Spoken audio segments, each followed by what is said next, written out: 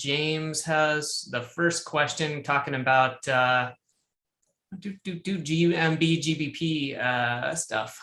Cool. Just read Okay, it. so he says, hey guys, after some Google business advice, a few months ago, I made a deal with the business to use their address to secure a new profile for another location and set it up as a service area business with no address visible on the listing. That business has since changed and asked me not to use the address. Since the address isn't published and was only used for verification, what are my options? Is there a way to signal to Google that there's a different address now in case they need to verify? Yes and no. I mean, if that's a little bit tricky, and we actually had a similar question like that in the mastermind recently. Because Google knows on the back end what the address is associated with that profile for sure. So if you have not been building citations of any kind or publishing the address anywhere, then you can probably get away with just using it as is, even if the company moved or is using another address or whatever. If you had started publishing any sort of address anywhere, whether they're structured citations or non-traditional citations, then technically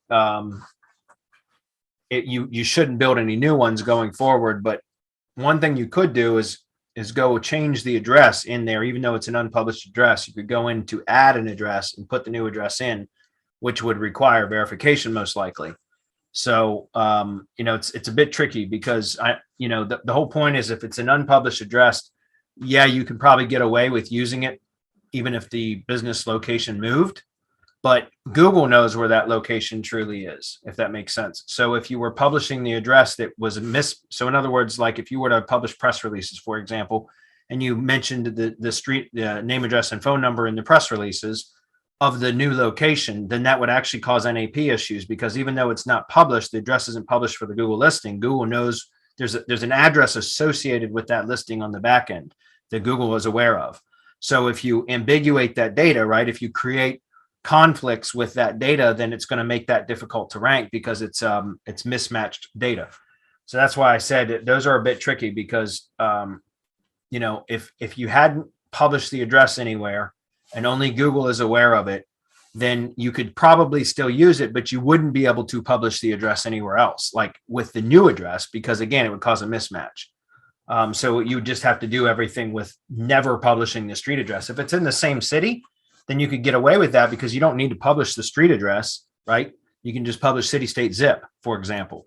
And then it would be fine because there would be no cause of data inconsistencies, because the city, state, zip would be the same unless the zip code changed. And then once again, you're back to square one where it could potentially cause problems. Like I said, the best thing to do on a situation like that is go ahead and add the new address. But that's likely going to trigger verification. And with what's been going on recently, it's very well could trigger a video verification, which means you might not, if it's not a real valid address, you're probably not going to be able to re-verify it. So that's a tricky situation. Unfortunately, it is what it is. So I don't know if that was helpful or not, but it's the best I can do right now.